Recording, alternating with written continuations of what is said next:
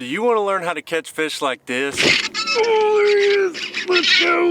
In a place like this video is for you. Check it out. Fall time bass fishing is such a unique thing, especially in the deep south. When you just come off of the summertime, the dead dog days of the summer, and you're starting to transition, you still got really hot days, but those fish are really up shallow and they're in the grass like what's behind me. A good tactic in order to catch these kind of fish is always going to be flipping and pitching these hydrilla mats that I have behind me. It's a good way to cover a lot of water, a good way to get big bite, because not a lot of times these small fish are going to bite these. When you're fishing the grass, there's a couple things that you need to remember. First thing being is you gotta trust your equipment, okay? What I got right now is a Skeet Reese 8-foot rod, extra heavy, designed specifically for flipping and pitching, and I'm throwing a 1-ounce tungsten weight. Of course, I got my bobber stopper on there. I've got a Trocar flipping hook and a Havoc pit boss that I'm flipping into this grass. And what I mean by when you gotta trust your equipment is exactly what it sounds like. When you flip that bait in there and that fish bites it, you set the hook with all of your might, okay? This isn't some treble hook type of thing. This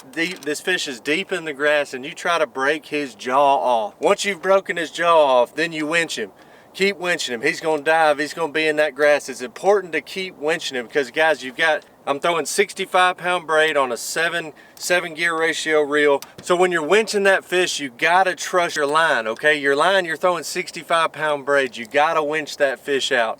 Keep winching him, and when you get him to the boat, flip him. Who cares what size he is, because you've got an 8-foot telephone pole in your hand, you're gonna get that fish in. Use his momentum when you got him coming out of the grass, and finally, and you just now see how big he is, this is when you gotta use his momentum to flip him in the boat. Now let's go to the GoPro for more tips. All right, so guys, what we're doing here is we're flipping hydrilla mats. Really, another way to say it is punching. We're punching hydrilla mats. They're not really to the point yet where there's a canopy under them. Later in the fall, what'll happen is this grass will die, or at least come uprooted, and it will sit up on the top and it would create like a yellow film, which is starting to do, but it's not there yet. I can still see the grass is still alive.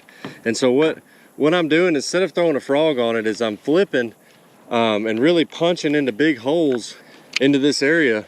And what I've done is I've identified a stretch of water here that the grass line you can see right in front of me is basically the river ledge. So I'm sitting in 10, 11 feet. Behind me about 5 feet, it probably drops to 30. So I'm right on the down slope. And this grass grows from 1 foot all the way out to the edge of the grass, to the edge of the ledge. So I know fish are gonna be in here using this spot, but I just don't think, again, I could probably get bit by a frog here, but what I'm trying to do is pinpoint specific fish, and generally this is not a good volume way to do it. Volume meaning if you're trying to catch a ton of fish, but you can catch some big ones doing this. And so what these fish are doing is they're up in here feeding on bluegill. You can hear the bluegill popping a little bit. You can hear them back in the backs.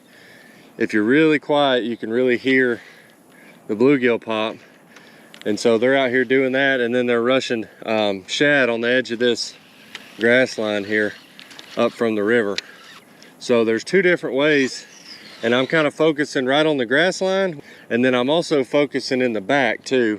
So we're really spreading a whole lot of water here. So things are looking up here. I know they're in the grass, guys. This time of year, the water temp's 89 degrees out here on Guntersville in Alabama. It feels like I'm fishing in a swamp right now. There's not a breath of wind.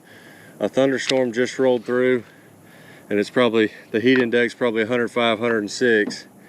And so the oxygen is really getting thin in this water. So you're starting to see this time of year, a lot of these fish move up shallow, and generally, you know, this time of year too, they only eat really 1 big meal a day, especially the big ones. And so this is why you fish big baits in the grass up shallow, because the grass is creating a lot of oxygen for these fish, and plus their food is in there. Their food is taking cover in the grass. So that's why grass this time of year can be a really good tactic, not to mention the shade that it provides, and obviously cools down the water for them. Another thing I'm doing too, guys, is you'll notice as soon as I come out of the water, I'm going back in. I'm keep flipping. You got to cover a bunch of this in order to find fish generally. And so the more you can do, the better. So look, I'm coming up, switching hands, flipping to the next one. And what I'm trying to do is flip it up in the air, and then what I'll do is I'll kill it in midair. That bait then turns down and points straight down at the water, and that weight is what pierces the grass and it punches through the grass, and you'll feel it go all the way to the bottom. And then when it punches through the grass, you use that grass as sort of a thing to hold your line up, and you're just picking it up, putting it down, picking it up, putting it down. And one of two things is going to happen this way. One thing being, as soon as it punches, as soon as it goes through the water, there's going to be a fish sitting right there, and you're going to trigger a reaction strike, and which is obviously ideal. That's the best way to catch them. But if that doesn't happen, what you're going to do is you're going to pick it up and put it down enough, and there's going to be a fish in the area that gets aggravated enough or is curious enough to come check it out, and then that fish is going to bite you. They don't have a runway to deal with here. They can't just destroy your bait. They're up in the grass. So you're just going to feel it get tight on you. It's just going to feel like a tack, and then that fish is going to be on there.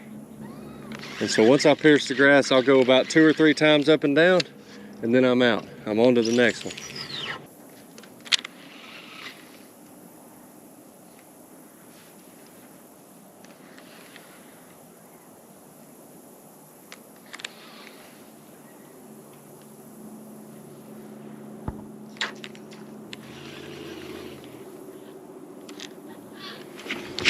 Oh, there he is. Let's go.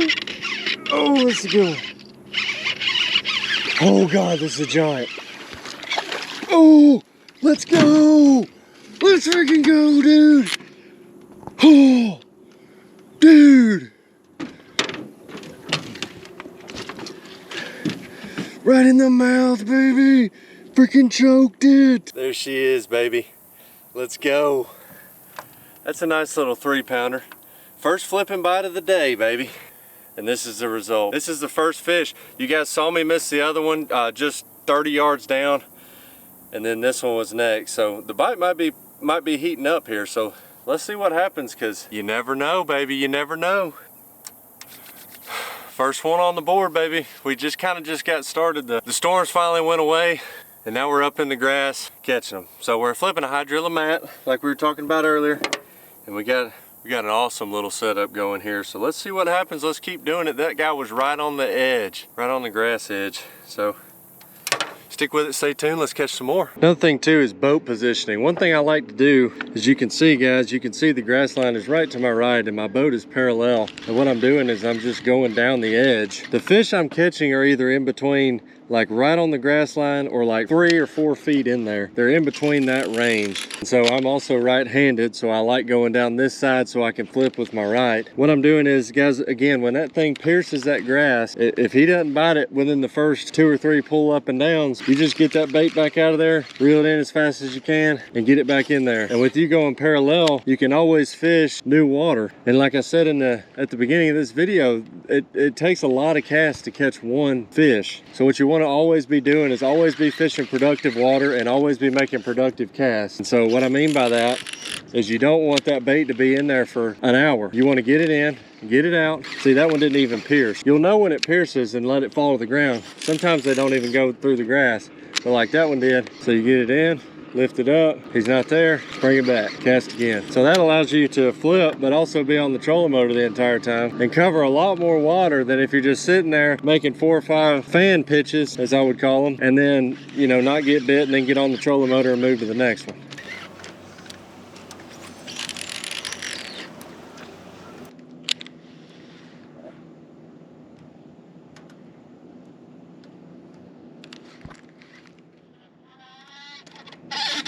Oh, there he is. Oh, there's a fish. Oh man, there's another one. Stay on this time. I thought I was hung in the grass. Where's he at? Where's he at? Come on, baby. Come out of there. Oh.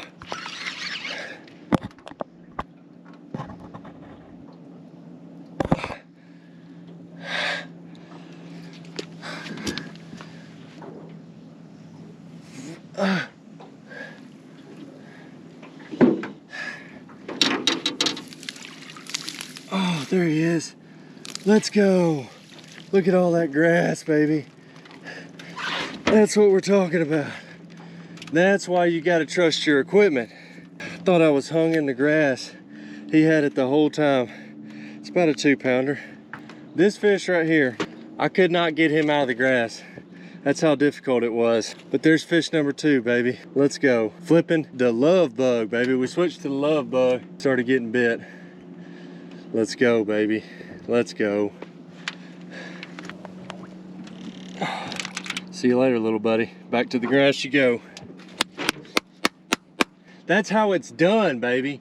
That's why you flip grass in that August, September time frame, right after the dog days of the summer, when those fish are moving shallow and they're in their hydrilla mats. That's why you do it. I want to reiterate, I couldn't even winch that thing out of the grass. That little 2-pounder, 2.5-pounder pulled my boat into the grass, and I had to dig it out of the weeds. That's how tough that thing was. So guys, you gotta have that 8-foot extra heavy. You gotta have that 65-pound braid. And when you set that hook, you gotta trust it. You gotta winch them as hard as you can, baby. Let's go. All right, guys, that bite is electrifying, is it not? I mean, when you flip that thing in there and it punches through that grass and you hear that and you feel that just the slightest little thump on the end of your line, and you set that hook and you've got that telephone pole bowed over, it doesn't get any better than that. When you got to get in there and dig them out of the grass, there's just something about it, guys. So I hope you learned something. I hope you learned a thing or two. If you did, make sure to like this video and go ahead and show it to somebody else. Go ahead and share it with somebody, because this bite is only heating up, guys. So you're going to want to know how to do this. You're going to want to get out and practice, because the bite is only going to get better from here. Guys, if you want to support the channel, I'm going to put my discount code right here at the bottom of the screen, and also it's going to be pinned in the comment section, my Waterland discount code. If you want a pair of these sunglasses, go and support the channel. Use my discount code, get 15% off, guys. And as always, I appreciate the view. I hope you have a great day, and we'll see you on the next one.